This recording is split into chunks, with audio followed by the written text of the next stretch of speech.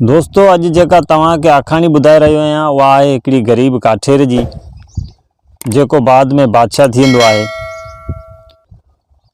हिकिड़ो ग़रीब काठेर हो जेको काठियूं करे पंहिंजो ऐं पंहिंजे बच्चनि जो पेट गुज़र कंदो हो। हिकिड़े ॾींहुं जीअं ई काठियूं शहर में खपाइण आयो तीअं मोह में बादशाह जो जेको ख़ासि बोरची हो सो मिलियसि।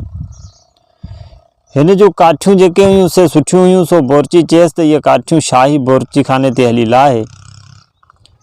काठेर बोरची सां गॾिजी वियो ऐं काठियूं वञी बोरची खाने ते लाथाई। बोरची हिन खे क़ीमत बि सुठी ॾिनी ऐं चयईंसि त रोज़ानो काठियूं ॾींदो कर। बोरची वटि उन वक़्तु शाही खाधे मंझां कुझु बचियलु हो, इहो बि हिन खे ॾिनाई।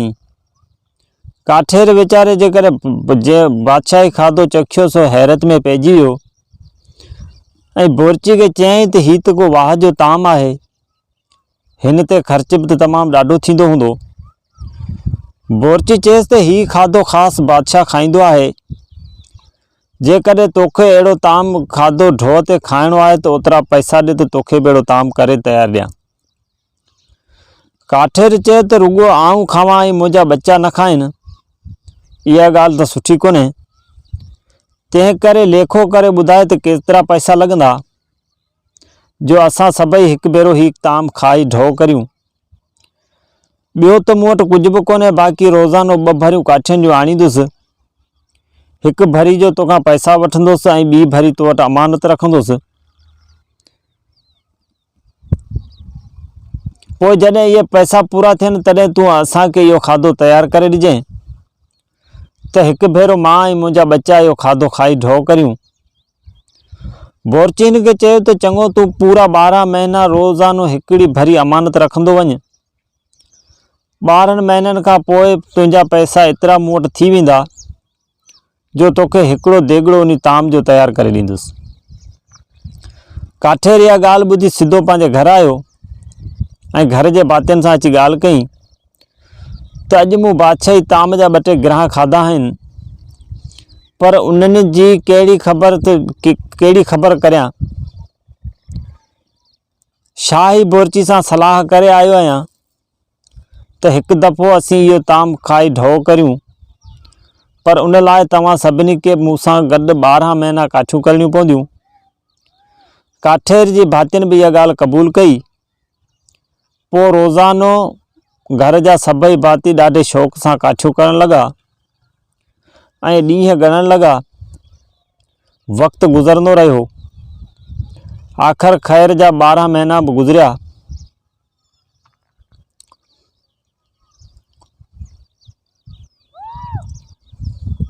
ऐं बोरची बि बादशाही ताम जो देगिड़ो तयारु करे खणी काठेर खे हथ में ॾिनो। हू देगिड़ो खणी घर ॾांहुं राही थियो त होॾां काठेर जा घर भाती जेके हुआ से बि इंतज़ार में वेठा हुआ त इजो तो बादशाही ताम अचे ऐं खाई था ढोह करियूं। काठेर घर ॾांहुं वेंदे वेंदे अञा थोरो ई पंधु मस कयो त वाट ते हिकिड़ो फ़क़ीर गॾियसि, जंहिं चयसि त बुख अथमि, ख़ुदा करण को ढोह कराए। काठेर खे बि अलाह ईमान ॾिनो, सो सॼो देगिड़ो खणी फ़क़ीर जे अॻियां रखियईं। फ़क़ीर हिकिड़ो हो बुखायल, ॿियो ताम हो बादशाही, सो कुझु बि कोन छॾियईं, देगिड़ी सफ़ा ख़ाली कई। काठेर पोइ ख़ाली देगिड़ो खणी थियो घर ॾांहुं रवानो। काठेर जा भाती जेके सॼा 12 महीना काठियूं ढोहियूं हुयूं से संदसि वाट ॾिसी रहिया हुआ ऐं हिन खां परे खां ई देगिड़ो मथे ते ॾिसी गॾु गॾु थियण लॻा। नंढड़ा ॿार बि डोड़ी अची हिन खे चिंबड़िया। आख़िर काठेर अची घर पहुतो ऐं ख़ाली देगिड़ो अची घर वारनि जे अॻियां लाहे रखियईं। सभई भाती हैरत में पइजी विया त हीउ वरी छा थियो। काठेर चयनि त ग़म न करियो, हीउ देगिड़ो 7 ॾींहंनि जे हिकिड़े बुखे फ़क़ीर खे ख़ैरात करे आयो आहियां। पाण वरी बि काठियूं करे ॿियो देगिड़ो तयारु कराए वठंदासीं। थोरा घणा ॾींहं गुज़रिया त उन मुल्क जो जेको बादशाह हो सो गुज़ारे वियो। बादशाह खे औलाद हो ई कोन, सो मरण वहिल वसियत करे वियो त सुबुह जो सवेर मुंहिंजो जनाज़ो खणिजो ऐं जेको बि पहिरियों माण्हू तव्हांखे मुंहं ते चढ़े उनखे मुंहिंजी जॻह ते विहारिजो ऐं बादशाह कजो। काठेर बि हमेशह वांगुरु सवेर उथियो ऐं काठियूं मेलण वियो हलियो। सो जीअं ई सुबुह सौ काठियुनि जी भरी मथे ते रखी शहर जे दरवाज़े वटि पहुतो, तीअं माण्हुनि वठी वञी वेंजारियसि। वेंजारे संजारे शाही वेस वॻा पहिराए हिनखे तख़्त ते विहारियऊं। पोइ संदसि घर जे भातियुनि खे बि माण्हू वठी आया, जेके पहिरीं त ॾाढा ॾिना ग़रीब माण्हू, पर पोइ ॻाल्हि ॿुधण ते ॾाढा ख़ुशि थिया ऐं अची शाही महल में दाख़िल थिया। बादशाही बेपरवाही ग़रीबनि जा लहज़े मंझि ग़म लही विया।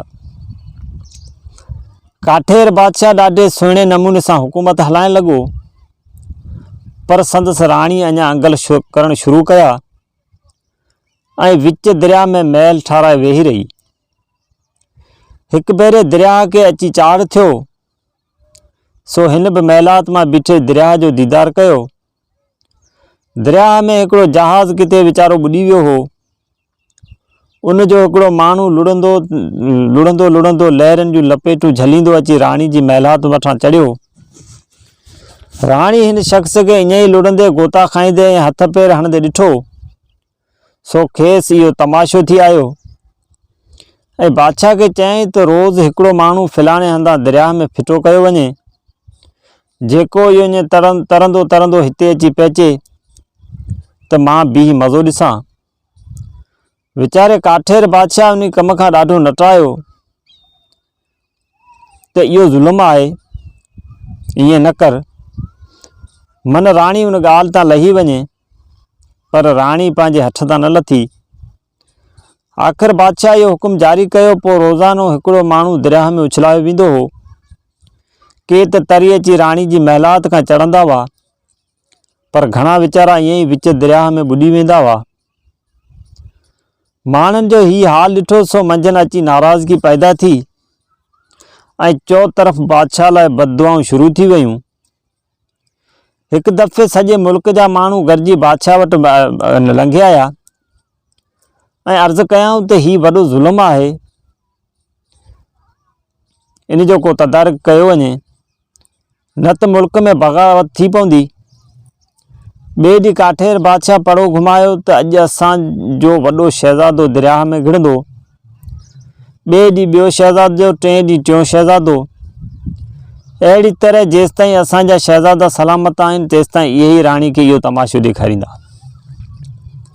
राणी खे जॾहिं बादशाह जे हिन हुकुम जी ख़बर पई, तॾहिं ज़ारो क़तार रोइण लॻी ऐं हिन जे पेरनि ते किरी पई ऐं अर्ज़ु कयई त इहो हुकुम रद्द थिए, अॻिते को बि माण्हू दरिया में न उछलायो वञे ऐं जेके माण्हू दरिया में मुआ आहिनि उन्हनि जो खून बहा मुंहिंजे हीरनि जवाहरनि ऐं ज़र ज़ेवरनि खे खपाए अदा कयो वञे ऐं आईंदा मरण घड़ी ताईं को बि आऊं अहिड़ो नखरो कोन कंदुसि।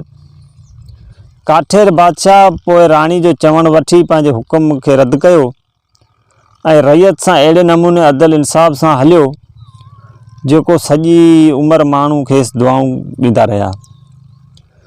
दोस्तो, हीअ कहाणी जेकॾहिं तव्हांखे पसंदि आई हुजे त मुंहिंजे चैनल खे सब्सक्राइब करणु न विसारींदा। मिलूं था कंहिं ॿी कहाणी में, तेसिताईं इजाज़त, अला निगहबान।